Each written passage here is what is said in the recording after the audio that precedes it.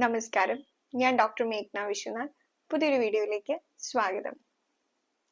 ഇന്നത്തെ വീഡിയോയിൽ നമ്മൾ ചർച്ച ചെയ്യാനായിട്ട് പോകുന്നത് ക്രാക്ക് ഫൂട്ടിനെ കുറിച്ചാണ്. നമ്മൾ ഈ കാൽപാദത്തിലെ ചർമ്മം കട്ടിയാവുന്നത്, കാൽപാദം വിണ്ടുകീറി പൊട്ടുന്നത് എങ്ങനെ തടയാം, എന്തുകൊണ്ടാണ് ഇതുണ്ടാവുന്നത്, ആയുർവേദത്തിൽ ഫലപ്രദമായിട്ട് ഇതിനുള്ള ചികിത്സാ രീതികൾ എന്തൊക്കെയാണ്, വീട്ടിൽ വെച്ച് നമുക്ക് എന്തൊക്കെ കാര്യങ്ങൾ ചെയ്തു നോക്കാം തുടങ്ങിയ കാര്യങ്ങളെ കുറിച്ചൊക്കെ ചർച്ച ചെയ്യാവുന്നതാണ്. ക്രാക്ക് ഫുട്ട് എന്ന് പറയുന്നത് നമ്മുടെ കാൽപാദത്തിൽ പൊട്ടൽ വരുമ്പോഴാണ്.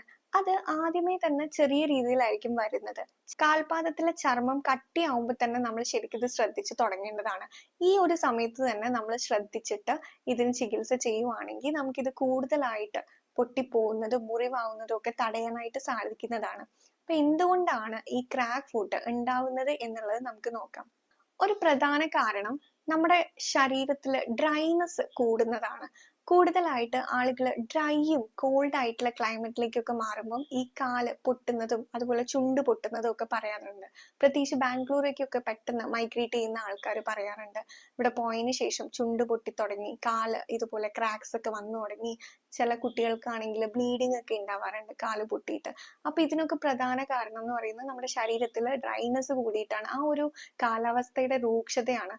നമുക്ക് വർക്കിന്റെ ആവശ്യത്തിനൊക്കെ ആയിട്ട് ഇങ്ങനെ പോകുമ്പോൾ ഈ ക്ലൈമറ്റ് നമ്മളുടെ കൺട്രോളിൽ നിൽക്കുന്ന ഒരു കാര്യമല്ല. പക്ഷെ നമ്മുടെ ബോഡി നമ്മുടെ കൺട്രോളിലാണ്. നമുക്ക് അതിന് വേണ്ടിയിട്ട് ചില കാര്യങ്ങൾ ചെയ്തിട്ടുണ്ടെങ്കിൽ നമുക്ക് അത് കുറയ്ക്കാനായിട്ട് സാധിക്കും. അപ്പൊ ഇതിന് ഏറ്റവും പ്രധാനം എന്ന് പറയുന്നത് നമ്മൾ ഓയിൽ ആപ്ലിക്കേഷൻ ആണ്.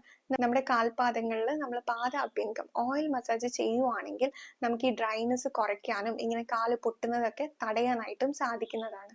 മറ്റു കാരണങ്ങൾ എന്തൊക്കെയാന്ന് കൂടി നോക്കാം. നമ്മൾ കൂടുതൽ ദൂരം ചെരുപ്പിടാതെ നടക്കുന്നത്, നമ്മുടെ കാലിലേക്ക് കൂടുതൽ ഹീൽസിൽ പ്രഷർ വരുന്നത്, ഒരുപാട് നേരം നിൽക്കുന്നതും ഒക്കെ ഇതിന് കാരണമാവുന്നുണ്ട്. ചില ഹാർഷ് ആയിട്ടുള്ള കെമിക്കൽസ് ഒക്കെ അടങ്ങിയിട്ടുള്ള സോപ്പ് ഉപയോഗിക്കുമ്പോഴും നമ്മുടെ സ്കിന്നൊക്കെ ഡ്രൈ ആയി പോകുന്നുണ്ട്.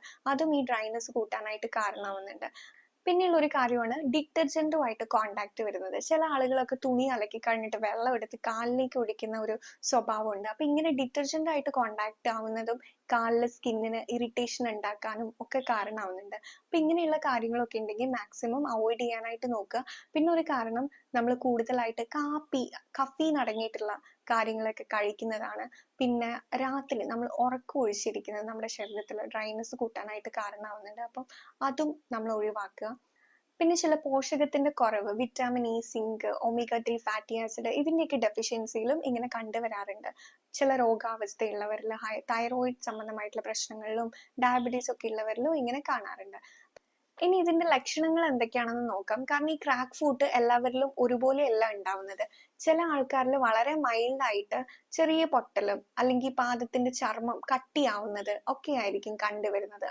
പക്ഷെ ചില ആൾക്കാരിലാണെങ്കിൽ അവിടെ കാര്യമായിട്ട് തന്നെയുള്ള മുറിവുകളൊക്കെ ഉണ്ടാവും. ഇത് അവർക്ക് നടക്കുമ്പോൾ വേദനയും പുകച്ചിലും ഒക്കെ ഉണ്ടാക്കുന്നുണ്ടാവും. ചിലർക്ക് ബ്ലീഡിങ്ങും ഉണ്ടാവാറുണ്ട്.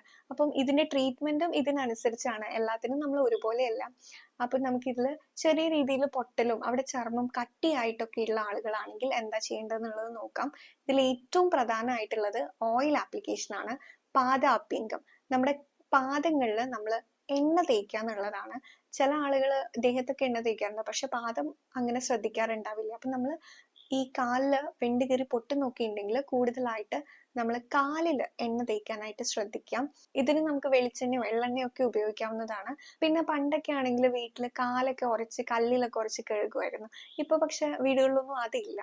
പക്ഷെ ശരിക്കും നമ്മൾ അങ്ങനെ ചെയ്യുന്നത് നമ്മുടെ സ്കിന്ന് ഡെഡ് സെൽസ് ഒക്കെ റിമൂവ് ചെയ്യാനായിട്ടും ഒരു എക്സ്ഫോളിയേഷൻ ഒക്കെ സഹായിക്കും. അപ്പം നമുക്ക് അതിന് പകരം പ്യൂമിസ് സ്റ്റോൺ വാങ്ങിക്കാനായിട്ട് കിട്ടും.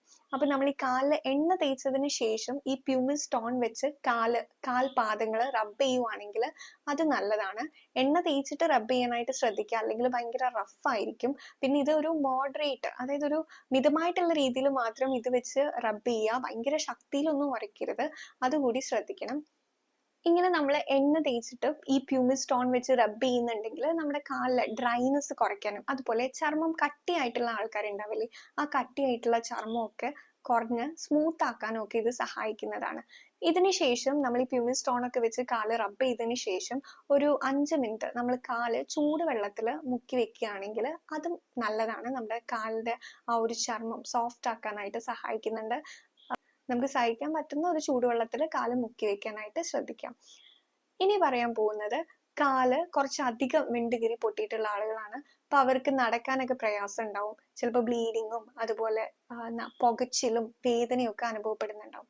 അപ്പൊ അങ്ങനെയുള്ള കേസിൽ നമ്മൾ ഈ വെളിച്ചെണ്ണയൊക്കെ തേക്കുന്നതിന് പകരമായിട്ട് നമുക്ക് അവിടെ നെയ്യ് തേക്കുവാണെങ്കിൽ കുറച്ചുകൂടി നല്ലതാണ്. അപ്പം നെയ്യില് മഞ്ഞൾ പൊടി ഇട്ടിട്ട് നമ്മൾ ഈ പറഞ്ഞ പോലെ കാലില് മുറിവ്, അതായത് വിണ്ടുകീറി പൊട്ടിയിട്ടുള്ള ഭാഗങ്ങളിൽ നമ്മൾ തേച്ച് വെക്കുവാണെങ്കിൽ ഈ പറഞ്ഞ പുകച്ചിലൊക്കെ കുറയാനായിട്ടും മുറിവുണങ്ങാനൊക്കെ ആയിട്ടും സഹായിക്കും. ഒരു 10-20 മിനിറ്റ് ഒക്കെ അത് തേച്ച് വെച്ചതിന് ശേഷം കഴുകി കളയാവുന്നതാണ്. അപ്പൊ ഈ മുറിവ് ഉണങ്ങാനൊക്കെ ഏറ്റവും നല്ലതും പുകച്ചിൽ കുറയാനുമായിട്ടുള്ള ഒരു ആയുർവേദ മരുന്ന് പറയാം, ജാത്യാതി ഘൃതം.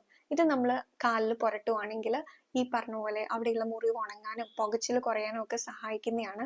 ജാത്യാതി നെയ്യ് കിട്ടാനില്ലെങ്കിൽ നിങ്ങൾ ചെയ്യേണ്ടത് സാധാരണ നെയ്യ് ആയിക്കോട്ടെ, പശുവിൻ നെയ്യിൽ മഞ്ഞൾ ചേർത്തിട്ട് ഒരു പേസ്റ്റ് ആക്കിയിട്ട് ഇതുപോലെ കാലിൽ തേച്ചിട്ട് ഒരു 10-20 മിനിറ്റ് വെച്ചതിന് ശേഷം അത് കഴുകി കളയാവുന്നതാണ്.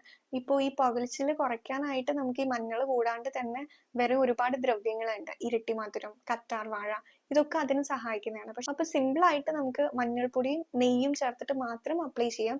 അതുമല്ല, ഏറ്റവും നല്ലത് നമ്മൾ ജാത്യാതി നെയ്യ് വാങ്ങിക്കുവാണെങ്കിൽ അത് തന്നെയാണ്. പിന്നെ പുകച്ചിലൊന്നും ഇല്ലാന്നുണ്ടെങ്കിൽ നമുക്ക് ഈ ജാത്യാതി തൈലവും വാങ്ങിക്കാൻ കിട്ടും. അപ്പം അതാണെങ്കിലും നമുക്ക് ഉപയോഗിക്കാം. മുറിവുണങ്ങാനായിട്ട് ജാത്യാതി തൈലം വേണമെങ്കിലും കാലിന്റെ പാദങ്ങളിൽ അപ്ലൈ ചെയ്യാനായിട്ട് ഉപയോഗിക്കാവുന്നതാണ്. പിന്നെ ഇനി ഇത് തടയാനായിട്ട് നമ്മൾ എന്തൊക്കെ കാര്യങ്ങൾ ശ്രദ്ധിക്കണം എന്നുള്ളത് കൂടി നോക്കാം. മെയിൻ ആയിട്ട് നമ്മുടെ ഭക്ഷണമാണ്. നമ്മൾ പറഞ്ഞു ശരീരം ഡ്രൈ ആവും തോറും, അതുപോലെ ഡ്രൈ ആയിട്ടുള്ള ക്ലൈമറ്റിൽ പോകുമ്പോഴൊക്കെ ഇങ്ങനെ ഉണ്ടാവുന്നത്. അപ്പൊ നമ്മളെ ബോഡി നന്നായിട്ട് ഹൈഡ്രേറ്റഡ് ആയിട്ടിരിക്കാൻ ശ്രദ്ധിക്കുക. ശരീരം ഡ്രൈ ആവാണ്ടിരിക്കാനും നോക്കണം. അപ്പൊ നന്നായിട്ട് വെള്ളം കുടിക്കുക. ശരീരത്തിൽ എണ്ണ തേച്ചിട്ട് കുളിക്കുന്നതൊക്കെ ശീലമാക്കാനായിട്ടും ശ്രദ്ധിക്കുക. എല്ലാ ദിവസവും പറ്റിയില്ലെങ്കിൽ ആഴ്ചയിൽ ഒരു 2-3 ദിവസമെങ്കിലും എണ്ണ തേച്ച് കുളിക്കാനായിട്ട് ശ്രദ്ധിക്കുക. പിന്നെ ഭക്ഷണം കൂടുതലായിട്ട് ഡ്രൈ ആയിട്ടും ഫ്രൈഡ് ആയിട്ടുള്ള ഭക്ഷണങ്ങൾ ഒഴിവാക്കുക. ബേക്കറി ഐറ്റംസ് ഒക്കെ കുറയ്ക്കുക. ബിസ്ക്കറ്റ് അതുപോലെയുള്ള സാധനങ്ങളൊക്കെ പരമാവധി കുറയ്ക്കാനായിട്ട് ശ്രമിക്കുക. പിന്നെ ഉറക്കം വളരെ പ്രധാനമാണ്. ഒരു 7-8 മണിക്കൂറെങ്കിലും ഉറങ്ങാനായിട്ടും ശ്രദ്ധിക്കുക. അത് കൃത്യമായിട്ടുള്ള സമയത്ത് തന്നെ ഒരു 10 മണി 11 മണിയൊക്കെ ആകുമ്പോഴത്തേക്കും തന്നെ ഉറങ്ങാനായിട്ട് കൂടി ശ്രദ്ധിക്കേണ്ടതാണ്.